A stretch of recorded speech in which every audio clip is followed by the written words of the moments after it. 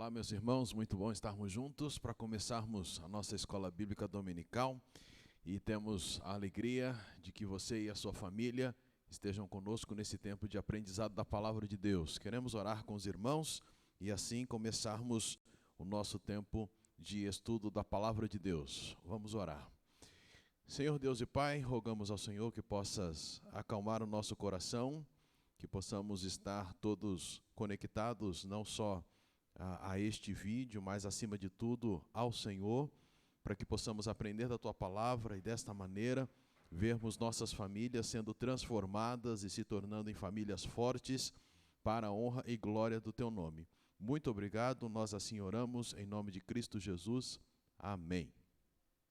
Semana passada nós terminamos o mês de maio, que é o mês da família, o mês em que nós estudamos bastante e vimos várias famílias na igreja, aos domingos pela manhã, de uma forma específica, olhando para a família de Marta, Maria e Lázaro, aos domingos à noite olhando para outras famílias, e fomos desafiados a ser famílias fortes, com o objetivo de que a nossa comunidade, a igreja, de fato seja também uma comunidade fortalecida no Senhor, propagando o Evangelho de Cristo a todas as pessoas.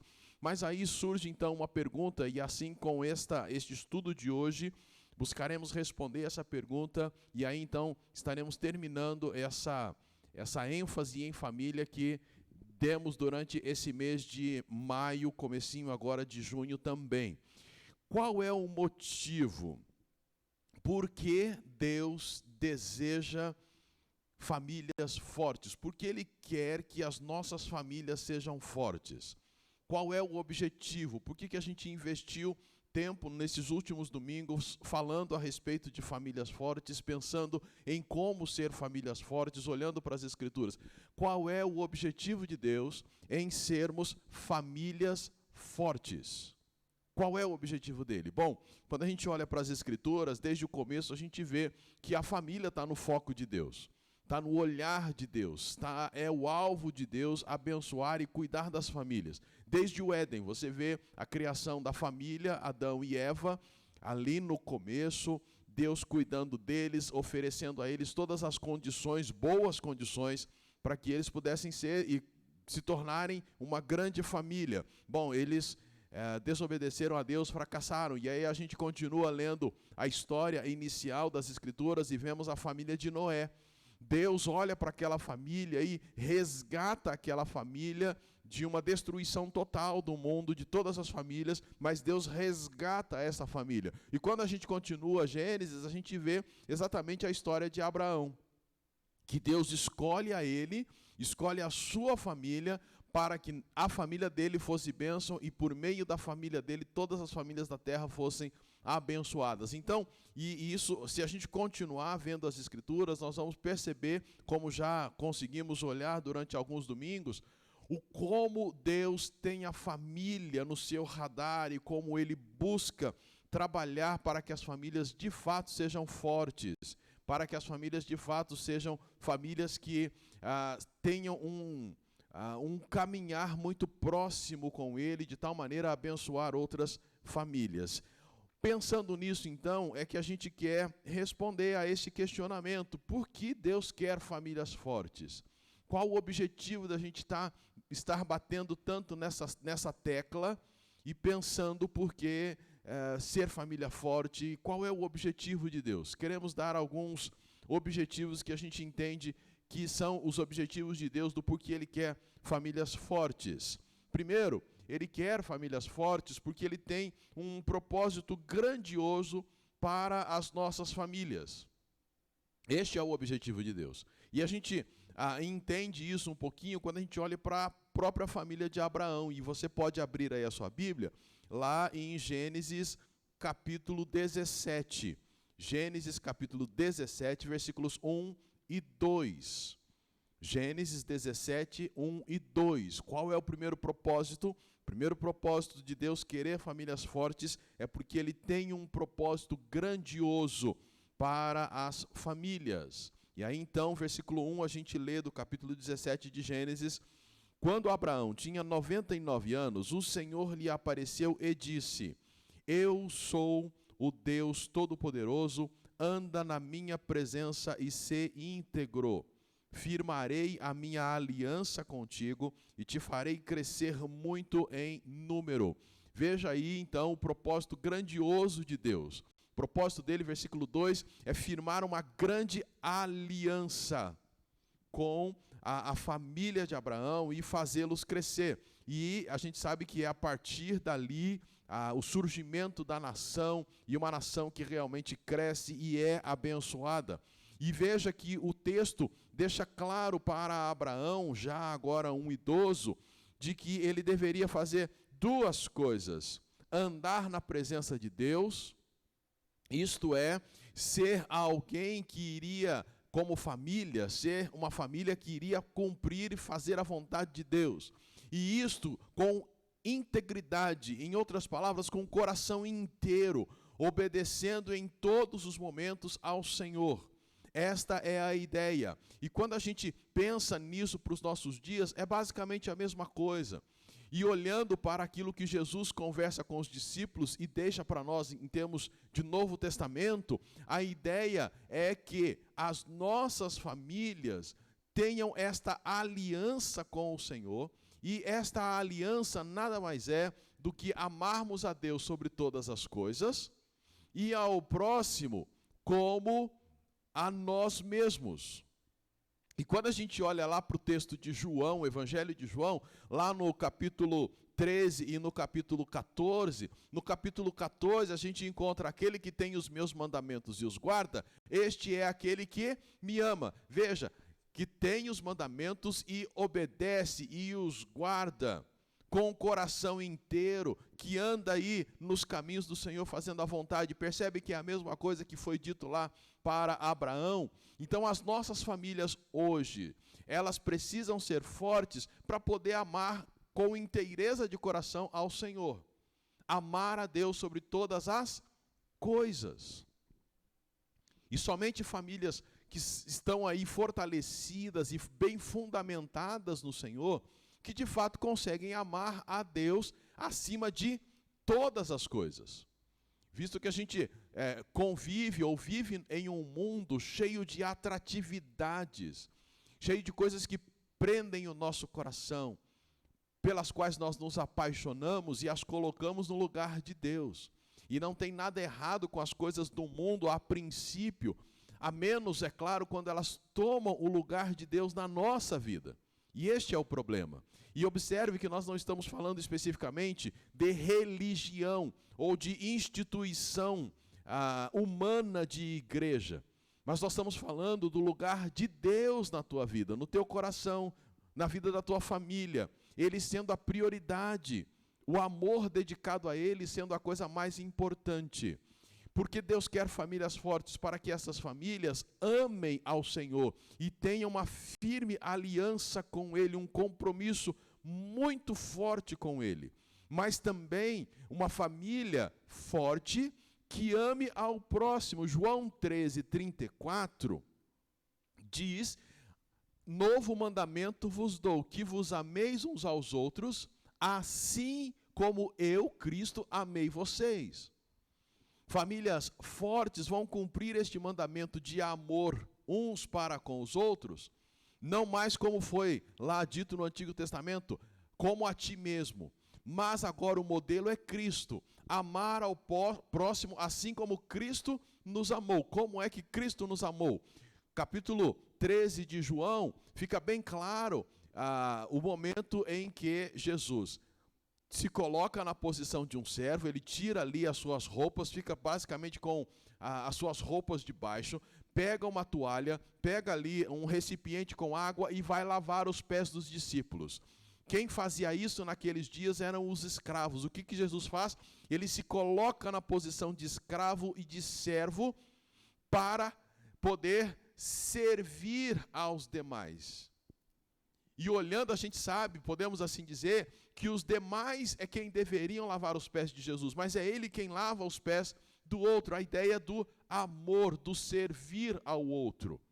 Famílias fortes, o Senhor deseja que sejamos para que possamos ter este amor servil aos demais da nossa família e às outras pessoas. Então, quando a gente olha em João 14, 21, aquele que tem os meus mandamentos e os guarda, este é aquele que me ama. Então, a família precisa ser forte para realmente ter um compromisso com o Senhor, um compromisso de amor, uma aliança firmada com Ele. E, ao mesmo tempo, um amor que atinge o outro. Eu amo o outro, por isso eu sirvo ao outro. Então, este é o propósito de por que o Senhor quer famílias fortes. E durante o mês passado, a gente olhou para famílias como a família de Marta, Maria e Lázaro, que tiveram esta aliança com o Senhor e demonstraram esse amor um para com os outros. Olhamos para a família de Timóteo, a mesma coisa, alguém que foi ensinado desde pequeno a amar o Senhor e a amar as pessoas ao seu redor. O que Deus deseja das famílias da nossa comunidade? Ele deseja que as famílias que frequentam aqui sejam famílias que realmente amem a Deus, tenham a Deus, a pessoa do Senhor Jesus, como prioridade em suas vidas, tenham aliança com Ele, amem a Ele com o coração inteiro, não tenham absolutamente nada que tome o lugar de Deus em suas vidas. O que Deus almeja para com as nossas famílias é que elas possam demonstrar amor genuíno dentro dos seus lares e fora com as outras pessoas, começando ali por seus familiares mais próximos e expandindo para as pessoas do bairro, para as pessoas da sua comunidade. E veja, é um amor não só de palavra, mas de ação. O que eu posso fazer em favor do outro? Enxergar as necessidades e responder a essas necessidades. Por exemplo, quando você se locomove da sua casa até chegar aqui, quantas pessoas você vê em necessidade e quantas vezes você passa direto, como se não tivesse nada a ver com você? E aí, então, as nossas famílias fortes vão começar a ter um olhar diferente, entendendo que, se eu vi, é porque o Senhor permitiu, e permitiu para que eu, de fato, pudesse fazer alguma coisa em favor dela. Meus irmãos e minhas irmãs, Deus quer que as nossas famílias, as famílias dessa comunidade sejam fortes, para que nós amemos a Ele e amemos ao próximo. E desta maneira, então, demonstrando que temos uma aliança firme com o Senhor. Por isso que nós investimos tempo pensando sobre famílias. E temos orado para que a sua família, a minha família, sejamos famílias fortes, que amem ao Senhor e que amem uns aos outros e ame ao próximo. Por que Deus quer, então, que as nossas famílias sejam fortes? Segundo motivo que a gente alista aqui, é porque o mundo precisa conhecer modelos de famílias verdadeiramente cristãs. E eu quero enfatizar isso. O mundo precisa conhecer modelos de famílias verdadeiramente cristãs. Não há necessidade de expandir muito, falando que, infelizmente, o mundo tem visto um monte de falsos cristãos que só envergonham o nome de Cristo. E, inclusive, muitos deles, espero que não sejam muitos, mas é possível que muitos deles frequentem essa nossa comunidade aqui. Pessoas que se dizem cristãs, mas quando o mundo os vê no dia a dia, percebem eles, só falam que são, mas não são de verdade.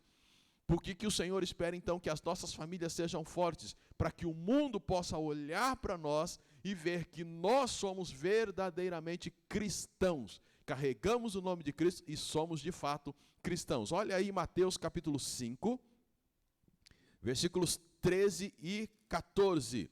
Um texto bem conhecido. Mateus capítulo 5, que está dentro aí do Sermão da Montanha ou Sermão do Monte. Os versículos 13 e 14, diz assim: Vós sois o sal da terra, mas se o sal perder suas qualidades, como restaurá-lo? Para nada mais presta, senão para ser jogado fora e pisado pelos homens. E aí ele continua, versículo 14, Vós sois a luz do mundo. Não se pode esconder uma cidade situada sobre uma montanha. Duas coisas que ele diz nesse texto, o próprio Senhor falando, o Senhor Jesus falando, ele diz que nós somos o sal da terra e nós somos a luz do mundo. O sal a que ele se refere era um sal, podemos assim dizer, rochoso, não esse sal que nós conhecemos, mas um sal rochoso que de fato ele ia com o tempo perdendo o sabor, a salinidade dele. E aí ele diz, não tem como restaurar. Então vocês têm que ser sal, que promove um bom tempero, que promove a conservação. E vocês são luz, e a luz aqui é de uma cidade que está no alto, que dá direção para aqueles que na escuridão estão tentando achar algum rumo.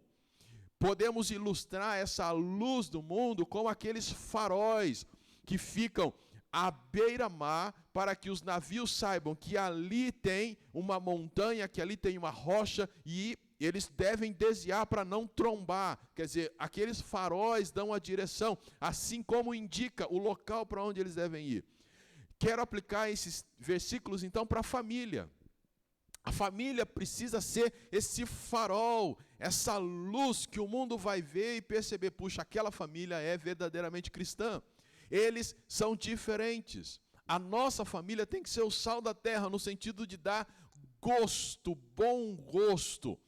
Ser a conservação daquilo que é bom neste mundo que cada vez mais está em declínio.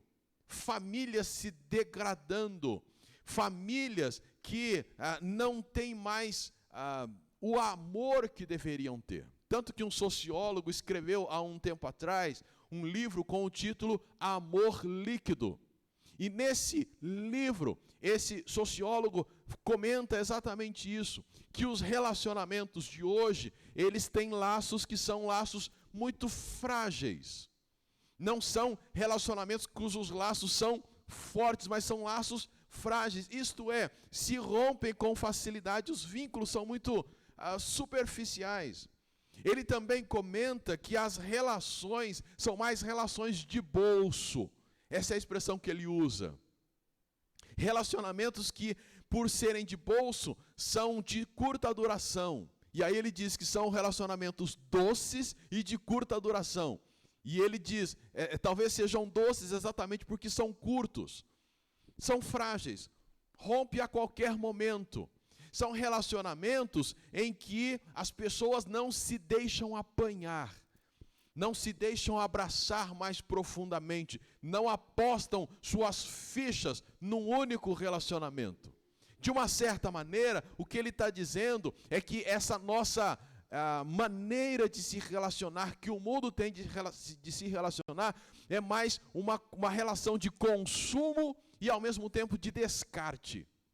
Isto é, eu consumo aquilo, eu pego para mim enquanto é interessante. Depois, se não é, eu descarto, eu jogo fora.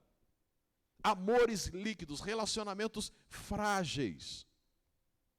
O mundo vê isso, vê família. O mundo tem crianças e adolescentes que estão aí crescendo e se tornando jovens e adultos que não têm um bom referencial de família. O que é família?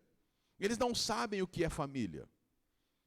Por quê? Porque eles não têm família. Eles crescem sozinhos. Eles se desenvolvem sozinhos. E quando tem alguma companhia, esta companhia acaba sendo resumida, muitas vezes, à mídia, aos influenciadores digitais que hoje nós temos, às babás. Essa responsabilidade é jogada para outras pessoas. Infelizmente, muitos pais ficam felicíssimos quando chegam em algum local e encontram lá, logo de cara, cantinho para os pequenos. E aí eles soltam a criança lá e não querem saber da criança. O mundo está perdido. E quase tudo no mundo contribui para que não tenhamos mais um modelo correto do que é família.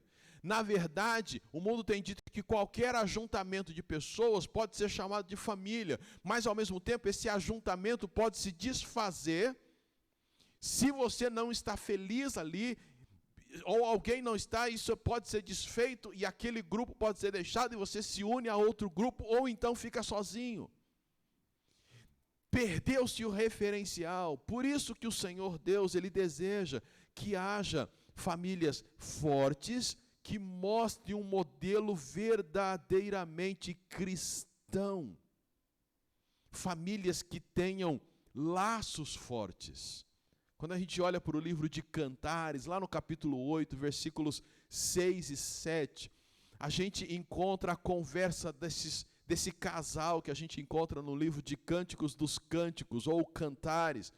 E lá diz assim: põe-me como selo sobre o teu coração, como selo sobre o teu braço.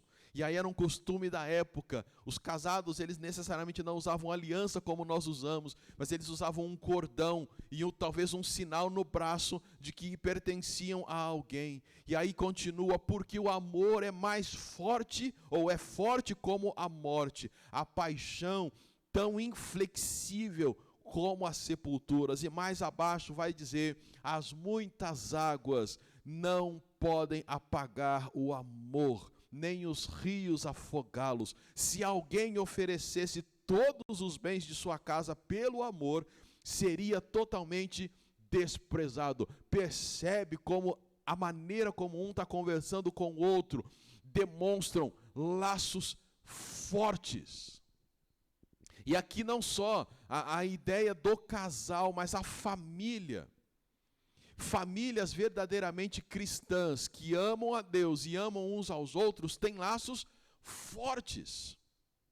Marido e mulher, laços fortes, com aquela frase realmente sendo verdadeira: até que a morte nos separe.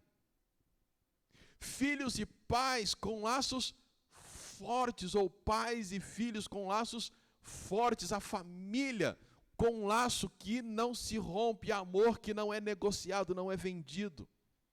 Qualquer proposta é desprezada, por mais valiosa que seja. Eu continuo com aquele com quem eu constituí família. O mundo está precisando ver famílias com relação de longa duração. Ruth, livro de Ruth, capítulo 1, versículos 16 e 17. Olha o que a nora diz para a sogra. Mas Ruth, que é a nora, respondeu: não insistas comigo para que te abandone e deixe de seguir-te, pois aonde quer que fores, irei também. E aonde quer que ficares, ali ficarei, e o teu povo será o meu povo, o teu Deus será o meu Deus. Onde quer que morreres, ali também morrerei e serei sepultada. Que o Senhor me castigue, se outra coisa que não seja a morte me separe de ti. Se a nora conversando com a sogra era viúva e agora a nora também fica viúva, e elas então resolvem, a sogra resolve mandar as noras embora. Mas a Ruth, a outra nora, foi embora, mas esta não: eu vou ficar com a senhora. Eu não vou abandoná-la, eu vou ficar com a senhora. E de fato ela fica junto com a sogra. Laços fortes, relação de longa duração. As famílias precisam ver isto. As famílias do mundo hoje, que um abandona o outro, não vê a hora de ver o cantinho do pequeno para soltá-lo lá. Não vê a hora de chegar num local e, puxa, graças a Deus, alguém para cuidar. Assim como quantos idosos estão largados nos asilos. A família o abandonou, não visita, não liga, não quer saber. Mas o mundo então precisa ver na família ou nas famílias cristãs esse amor que tem faltado no mundo. Precisa ver essa relação de longa duração. E não há nem a necessidade de a gente falar que hoje quantas famílias estão se acabando, quantos casamentos se acabam. E alguns não completam nem um ano. Se casam, logo se separam. Outros, depois de muitos anos juntos, se separam. Mas o mundo precisa ver famílias verdadeiramente cristãs, com relacionamentos de longa duração. E aí, claro, nós como cristãos temos que viver isso. Os nossos relacionamentos serem de longa duração. Famílias que se deixam apanhar. É isso que o mundo precisa ver. Precisa ver em nossas famílias, famílias que se deixam apanhar e apostam todas as suas fichas, sim, no relacionamento familiar. O próprio livro de Cantares, lá no capítulo 4, versículos 13 até o 17, você pode abrir, eu vou ler aqui, mostra essa ideia de que eles apostaram as fichas na família, que eles se deixaram apanhar, que eles se deixaram abraçar profundamente. Olha aí o que diz o texto, Rute capítulo 4, versículos 13 até o 17. Assim Boaz casou-se com Rute, tornando-a sua esposa. Olha só, já começou se deixando apanhar. E aí continua. Ele a conheceu intimamente e o Senhor permitiu que ela engravidasse. E ela deu à luz um filho. Então as mulheres disseram a Noemi, a sogra, bendito seja o Senhor que hoje não te deixou sem resgatador, que o seu nome se torne famoso em Israel. O menino vai restaurar a tua vida e te consolar na tua velhice, pois é filho da tua nora, que te ama e o deu à luz. Ela é melhor do que 7 filhos para ti. E Noemi pegou o menino, colocou-o no colo e passou a cuidar dele. E as vizinhas lhe deram um nome, dizendo, a Noemi nasceu um filho. E chamaram o menino Obed. Este é o pai de Jessé, pai de Davi. Olha que coisa linda, que retrato de família maravilhoso. Começa o livro basicamente com as duas sozinhas. Começa com a família, os homens vão morrendo, uma das noras vai embora e depois ficam só as duas. De repente, nessa fotografia, é ampliado o marido de Ruth, o Boaz. Ele é acrescentado nessa fotografia. Agora não são só mais as duas.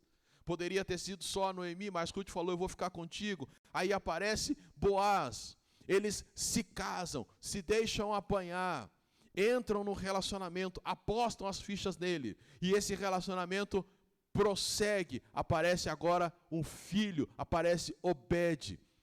E veja como que é legal. Esse menino que nasce vem consolar a velhice de Noemi. Gente, o mundo precisa ver em nossas famílias esta progressão, esse belíssimo retrato de família.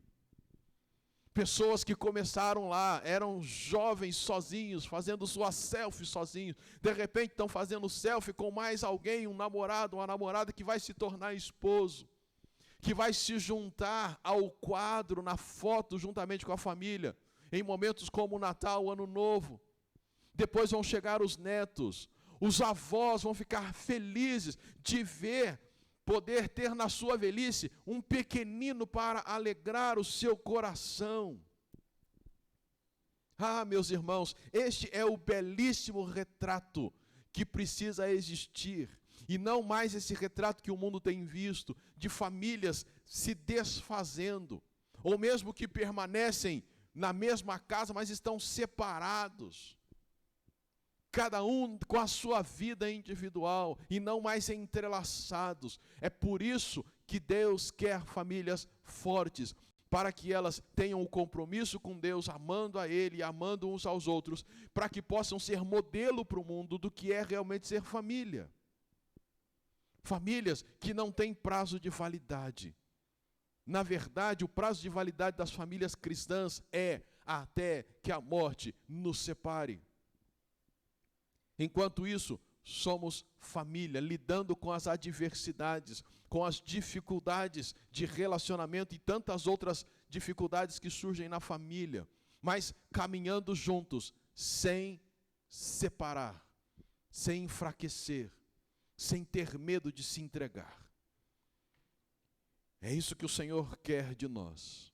E o Senhor quer famílias fortes, por último, porque Ele almeja uma geração futura que tenha a ideia do que é família forte, ou do que é ter uma família de verdade, um bom modelo de família.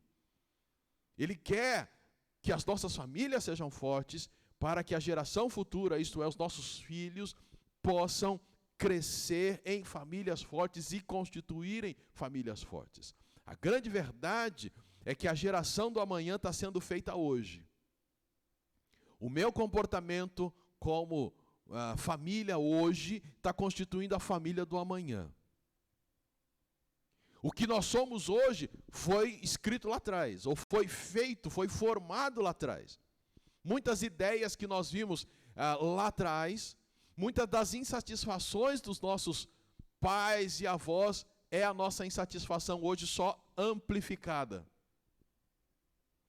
E então, o que nós estamos fazendo hoje gerará a família do futuro. Por isso, alguns textos, ou a geração do futuro, as famílias do futuro. Deuteronômio 6, versículos 6 e 7, texto bastante conhecido.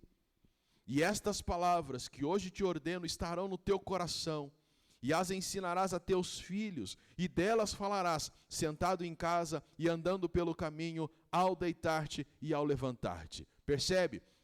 Hoje o Senhor nos dá uma palavra que deve estar no nosso coração para a gente ensinar para quem? Para os filhos. Provérbios capítulo 22, versículo 6. Ajude seu filho a formar bons hábitos, enquanto ainda é pequeno. Assim ele nunca abandonará o bom caminho, mesmo depois de adulto. Provérbios 22, 6, que é aquele texto, eu estou lendo numa versão chamada Bíblia Viva. Ensina a criança no caminho que deve andar, e mesmo quando for velha, não se desviará dele. Então, a versão aqui diz: ajude o seu filho a formar bons hábitos, enquanto ele é pequeno. Quer dizer, invista na vida dele. E aí, mesmo quando ele for velho, ele vai se manter no bom caminho. Instrução, princípios éticos e morais, ensine ao teu filho. Ensine os caminhos do Senhor ao teu filho, para que ele, ao crescer, ele tenha noção de quem é o Senhor, de quem é o Salvador, de quem é aquele que deve comandar a sua vida, para que ele possa amar a Deus acima de todas as coisas e ao próximo, assim como Cristo nos amou. Efésios capítulo 6, versículo 4. E vós, pais, não irriteis ou não provoqueis a ira dos vossos filhos, ou não provoqueis a ira os vossos filhos, mas criai-os na disciplina e instrução do Senhor. Percebe que Deus quer famílias fortes para que os filhos possam ser educados, criados, de tal maneira a serem uma geração saudável, uma geração que reconhece a Deus como Senhor de suas vidas, uma geração que terão bons princípios morais e éticos, bom comportamento como cidadãos, que farão do mundo algo melhor. Porém, isso dá trabalho. Educar exige tempo. E os pais não querem gastar tempo. Por isso, terceirizam este cuidado e esta educação para quem? Para os professores, para os professores na escola regular, para os professores na escola bíblica, aqui na igreja, para as classinhas. Passam isso para os pastores resolverem, para os líderes espirituais, passam lá para os padres, dependendo da comunidade que você participa, passa para os avós, passa para a mídia, para aquele desenho que passa, você coloca a criança lá na frente, ela não se mexe, coloca para o tablet, dá o tablet para a criança, para que ela te deixe sossegada, dá o celular, você faz o que for preciso para que você continue vivendo a sua vida. E diga-se de passagem, se você queria viver a sua vida, para que teve filhos? Filhos é para quem deseja educar e construir uma nova geração. Se você não quer fazer isso, não tenha filhos, mas já que teve, eduque, assuma a responsabilidade. Famílias fortes não acreditam que educar filhos é perda de tempo. Por isso, elas entendem que é investimento de tempo. E pais conscientes têm investido do seu tempo, têm dado suas vidas para educar os seus filhos. E educar é mais do que estar presente fisicamente. É estar presente emocionalmente, com os seus olhos voltados para eles, talvez até no nível deles, de altura, né? Você está ali conversando com eles, é estar com os ouvidos atentos. Isto é, em outras palavras, eu estou dizendo, abandone tudo para estar com o seu filho, abandone redes sociais, abandone o WhatsApp, abandone o seu celular, deixa lá no cantinho, para que você possa estar com quem? Com o seu filho. E aí entra o que a gente já tem ensinado para os irmãos. Faça culto doméstico, leia a Bíblia com ele, deixe ele te surpreender lendo a Bíblia, compartilhe com eles aquilo que você está lendo, reserve tempo para andar com eles, para fazer um passeio, só você e eles, sem mais interferência. Não descarte o seu filho, não tenha filhos só porque há cobrança para que vocês tenham filhos, não tenha filhos só para ficar postando o desenvolvimento dele nas redes sociais. Ah, que bonitinho, todo mundo vê o seu filho, mas ele não tem você. Todo mundo o tem pelas fotos, pelas imagens, mas ele, seu filho, não tem você. Ele só te vê por meio de uma câmera, ou ele vê você atrás da câmera que está filmando ele para postar. Oh, meus irmãos, nós precisamos despertar que o mundo está precisando de um bom modelo e os nossos filhos estão precisando de bons pais. E esse bom modelo será dado quando eu e você formos famílias fortes, amando a Deus acima de todas as coisas, amando ao próximo. Cuidar dos filhos é amar ao próximo. Cuidar deles, servir a eles, é amar ao próximo, assim como Cristo nos amou. Pensa que é fácil para Cristo suportar a mim, suportar a você? Você acha que a gente é o tipo de criança fácil de ser cuidada? Fazendo uma analogia, acho que seria isso, né? Fazendo essa comparação, Deus sendo o nosso pai e nós sendo as criancinhas que Ele cuida. Você acha que nós damos dor de cabeça para Ele ou não? Seria mais fácil Ele terceirizar, pelo amor de Deus, alguém cuida aí. Mas Ele cuida de você. A palavra de Deus diz que Ele não nos deixa um segundo sequer. Ele não desiste de nós. E Ele está nos ensinando a cada dia, a cada instante. Então, cuidar dos filhos é o objetivo para o qual o Senhor espera que sejamos famílias fortes, para que a geração do amanhã seja uma geração extremamente abençoada. Hoje nós temos a oportunidade de influenciar no futuro, para que amanhã essa moçada, os nossos filhos, constituam famílias fortes, famílias que amam a Deus, famílias que amam uns aos outros, com laços fortes, relacionamentos de longa duração, relacionamentos em que eles realmente vão apostar a ficha e não vão abandonar jamais. Famílias no futuro que vão ser modelo para o mundo daquela época. Nossos filhos vão constituir famílias fortes que também vão cuidar de seus filhos, para que a outra geração seja também forte. É para isso que o Senhor almeja que nós sejamos famílias fortes. E a gente conclui, e agora de fato concluindo essa série de estudos sobre família, lembrando que é muito importante, meu irmão, que nós entendamos e assumamos este compromisso de sermos famílias fortes. E isto é muito mais importante do que você vencer na vida. Talvez você tenha inúmeros sonhos e não há nada errado com eles. Talvez o errado é a posição que você tem colocado ele na sua vida. A prioridade tem que ser o Senhor. A prioridade tem que ser o amor e o seu relacionamento com o Senhor. A partir daí, o amor ao próximo, o relacionamento com o próximo, e o próximo seu começa na sua casa, é a sua família sendo forte, é a sua família relacionando-se com Deus, tendo aliança com Ele. E a partir daí, toda a influência externa, chegando à nossa comunidade, passando pela sociedade, enfim, sendo uma bênção em todos os locais aonde o Senhor tem colocado a tua família. E olha, a você que hoje está assistindo, vale a pena considerar como está não só a tua família diante de Deus, como está o relacionamento dela com o Senhor, mas considerar como está o seu relacionamento com Deus. O Senhor deseja que todos nós possamos nos deixar encontrar por Ele, e não só ter com Ele Deus, com Ele Jesus, um relacionamento os laços são frágeis, tipo assim, eu vou a Jesus quando eu preciso de alguma coisa, eu vou a Jesus quando a corda começa a apertar um pouco, aí eu preciso correr para que Ele me ajude.